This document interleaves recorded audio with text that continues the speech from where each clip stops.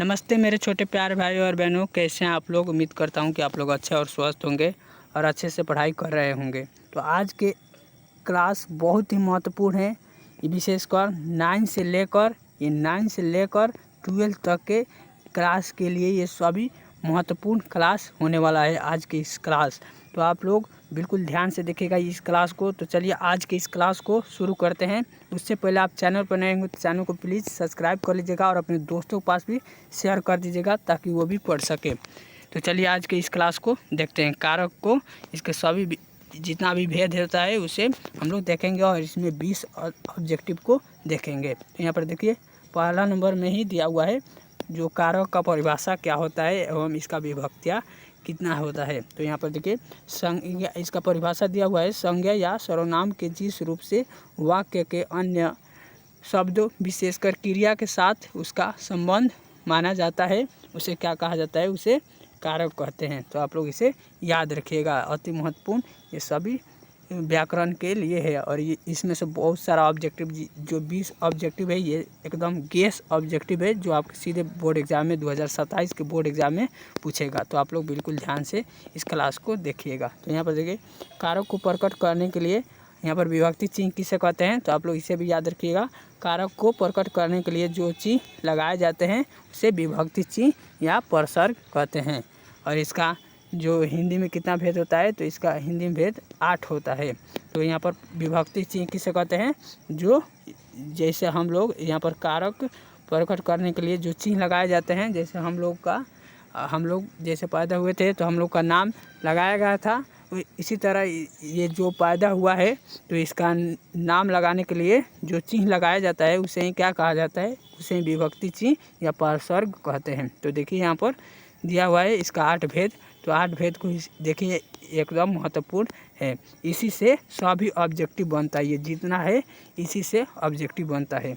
तो आप लोग बिल्कुल ध्यान से देखिएगा इसे और इसे अभी ही याद कर लीजिए क्योंकि इसी से सभी जितना भी ऑब्जेक्टिव बनता है कारक में इसी से बनता है। तो देखिए यहाँ पर दिया हुआ है क्या, कर्ता ने।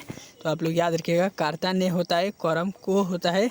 यहाँ पर कर्ता ने कर्म को, यहाँ पर कर्म को और यहाँ पर करण से, यहाँ पर करण से, यहाँ पर और 2 करण होता है। तो देखिए आगे मैं बताऊंगा ये जो करण होता है यहीं पर सभी बच्चा, सभी स्टूडेंट, सभी मेरे छोटे भाई और बहन इसी पर फंस जाते हैं। तो यहीं पर आप लोग को फंसना नहीं है, मैं आगे बताऊंगा। तो करण से होता है संप्रदान को के लिए होता है और फिर यहाँ पर अपदान कारक जो होता है यही होता है। देखिए करण और अपदान दोनों से होता है, तो दोनों से में ही आप लोग फंस जाते हैं और आप लोग का गलती हो जाता है। तो यहीं पर बहुत सारे छोटे भाई और बहन को गलती होता है। तो आप लोग बिल्कुल ध्यान से देखिए, अपदान से जो होता है अलग होने के लिए होता है और ये जो करण होता है ये लगाव होता है, इसमें जुड़ने के लिए होता है, जुड़ने के लिए ये करण का उपयोग किया जाता है, जुड़ने के लिए। और ये जो अपदान होता है ये अलग होने के लिए होता है। तो आप लोग बिल्कुल ध्यान से देखिएगा। तो यहाँ पर देखिए यहाँ पर क्या दिया हुआ है, फिर आगे संबंध जो होता है का, के, की, रा, रे, री होता है। और फिर यहाँ पर देखिए अधिकरण कारक जो होता है ये मे पर होता है। और फिर यहाँ पर जो होता है संबोध, यहाँ पर संबोधन कारक हे, अहे, यहाँ पर हे, अरे, अहो होता है। तो आप लोग इसे याद रखिएगा। तो देखिए यहाँ पर इसका एक उदाहरण दिया हुआ है। यहाँ पर राम ने रावण को मारा। तो इसमें कौन सा भी यहाँ पर आप लोग बताइए कमेंट में, इसमें कौन सा इसमें यहाँ पर कौन सा कारक का विभक्ति चिन्ह है, इसमें आप लोग बताइए। तो आप लोग सिंपल से बता देंगे, इसमें कर्ता ने यानी कि इसमें ने चिन्ह है, इसका कर्ता कारक का इसमें ने चिन्ह है। और फिर यहाँ पर देखिए राम को, यहाँ पर राम ने रावण को मारा। तो इसमें कौन सा चिन्ह है, तो इसमें यहाँ पर को कारक है और जो ये कौन सा कारक है, तो कर्म कारक है। को इसमें विभक्ति चिन्ह है और कौन सा कारक है, तो कर्म है। तो आप लोग याद रखिएगा। और फिर यहाँ पर देखिए कलम, वह कलम से लिखता है, यानी कि देखिए कलम को पकड़कर यानी कि लगाव हो रहा है, तो वहाँ पर कॉपी पर ही लिखाएगा, उसको पकड़ कर ही लिखाएगा, इसमें अलगाव नहीं हो रहा है। तो इसीलिए ये क्या हो जाएगा, तो ये करण कारक हो जाएगा और जो अलगाव होता है वो अपदान हो जाता है। तो यही दो आप लोग याद रखिएगा। तो चलिए देखते हैं यहाँ पर ऑब्जेक्टिव को। तो देखिए 20 अति महत्वपूर्ण ऑब्जेक्टिव है, आप लोग बिल्कुल ध्यान से देखिएगा इस क्लास को। तो देखिए यहाँ पर दिया हुआ है पहला नंबर ऑब्जेक्टिव, पेड़ से पत्ता गिरते हैं, इस वाक्य में से किस कारक का चिन्ह है। तो यहाँ पर देख लीजिए जो से है वो कौन सा कारक का चिन्ह है यहाँ पर पूछ रहा है। तो यहाँ पर पेड़ से पत्ता गिर रहा है यानी कि अलगाव हो रहा है। क्या हो रहा है? तो अलगाव हो रहा है। तो इसका राइट आंसर क्या हो जाएगा? अपदान कारक हो जाएगा। सी इज द राइट आंसर हो जाएगा। तो देखिए यहाँ पर अगला नंबर यहाँ पर ऑब्जेक्टिव दिया हुआ है, राम ने रावण को मारा, इस वाक्य में ने किस कारक का विभक्ति चिन्ह है। जो ने है, जो ने तो ऊपर ही बताया था। तो इसका राइट आंसर क्या हो जाएगा? कर्ता ने इसका राइट आंसर हो जाता है, कर्ता कारक। तो यहाँ पर देखिए कर्ता कारक ए इज द राइट आंसर हो जाएगा। तो देखिए अगला नंबर क्वेश्चन यहाँ पर दिया हुआ है, क्या दिया हुआ है देखिए यहाँ पर, गरीबों को धन दो, इस वाक्य में को किस कारक का यहाँ पर संप्रत्यय है। तो आप लोग इसे भी याद रखिएगा, जो गरीबों को धन दो, तो इसमें कौन सा कारक हो जाएगा?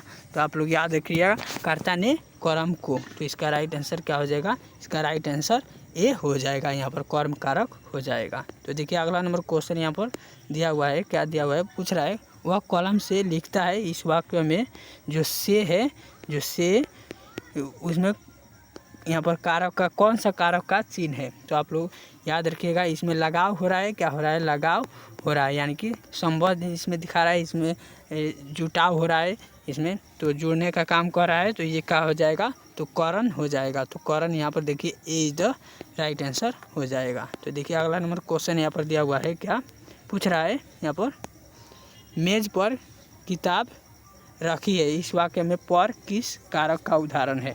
किस कारक की विभक्ति है या उदाहरण है।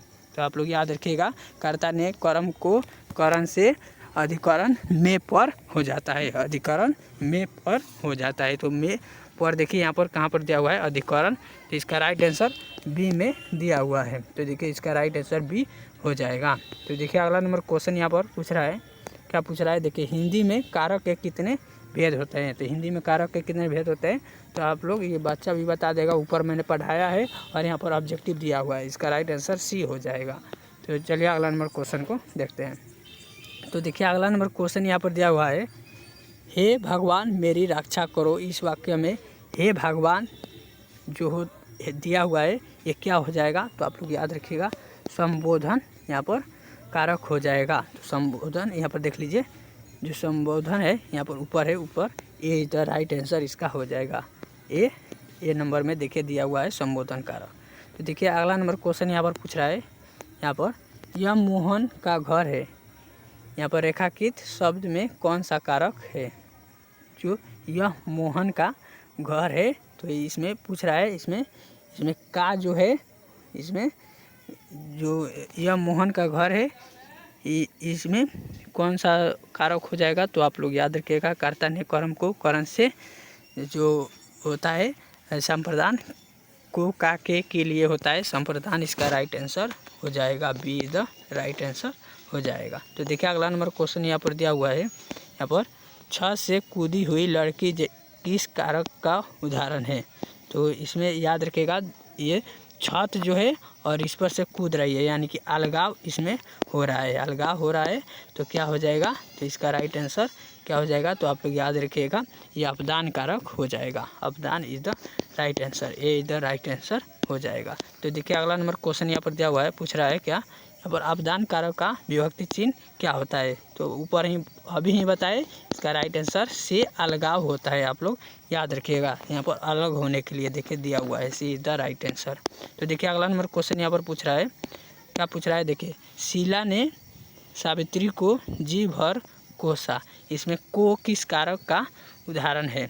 तो यहाँ पर क्या हो जाएगा, जो सावित्री है, जो शीला है, यहाँ पर इसमें को, यहाँ पर केवल देखना है को आप लोग को। तो यहाँ पर को इसका राइट कर्म को हो जाता है, तो इसका राइट आंसर क्या हो जाएगा? कर्म देखिए ए इज द राइट आंसर हो जाएगा। तो इसका राइट आंसर ये इधर राइट आंसर हो जाएगा। तो देखिए अगला नंबर क्वेश्चन पूछ रहा है, राजा प्रिय को गाय देता है, यहाँ पर को कौन सा कारक हो जाएगा। तो को जो है ये इसमें कौन सा कारक हो जाएगा, कर्ता ने कर्म को। तो आप लोग याद रखिएगा, इसका राइट आंसर ए हो जाएगा, कर्म को इसका राइट आंसर दिया हुआ है। तो देखिए अगला नंबर क्वेश्चन यहाँ पर पूछ रहा है, शिकारी ने बाघ को मारा। तो इसमें पूछ रहा है कौन सा चिन्ह इसमें इस वाक्य में कौन सा कारक का चिन्ह है। तो आप लोग याद रखिएगा, इसमें ने जो है इसको ये कौन सा कारक का चिन्ह है, तो कर्ता कारक का है। तो कर्ता कारक देख लीजिए और मार दीजिए, इसका राइट आंसर ए में दिया हुआ है।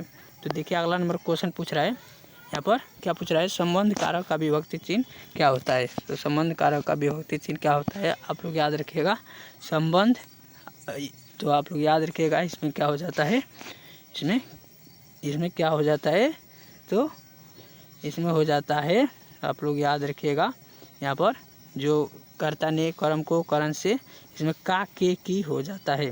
तो आप लोग इसे याद रखिएगा, B is the right answer हो जाएगा। तो देखिए अगला नंबर क्वेश्चन यहाँ पर पूछ रहा है, यहाँ पर क्या पूछ रहा है, घोंसले से चिड़िया, यहाँ पर घोंसले में चिड़िया है, इसमें में जो में है वो किस कारक का विभक्ति चिन्ह है। तो आप लोग याद रखिएगा, जो यहाँ पर में कर्ता ने कर्म को करण से अधिकरण में पर होता है, में यानी कि इसमें में पर अधिकरण, इसका राइट आंसर क्या हो जाएगा, यहाँ पर ए इज द राइट आंसर हो जाएगा। तो देखिए अगला नंबर क्वेश्चन यहाँ पर पूछ रहा है, क्या पूछ रहा है, देखिए रमेश जयपुर से दिल्ली जा रहा है। तो देखिए इसमें अलगाव हो रहा है, इसमें क्या हो रहा है, अलगाव हो रहा है, इसमें अलगाव हो रहा है। तो क्या हो जाएगा, अपदान कारक हो जाएगा, जिसमें लगाव होगा करण कारक। आप लोग इस तरह से समझ सकते हैं। तो देखिए यहाँ पर अगला नंबर क्वेश्चन क्या दिया हुआ है, पूछ रहा है यहाँ पर 17 नंबर क्वेश्चन, क्रिया को, यहाँ पर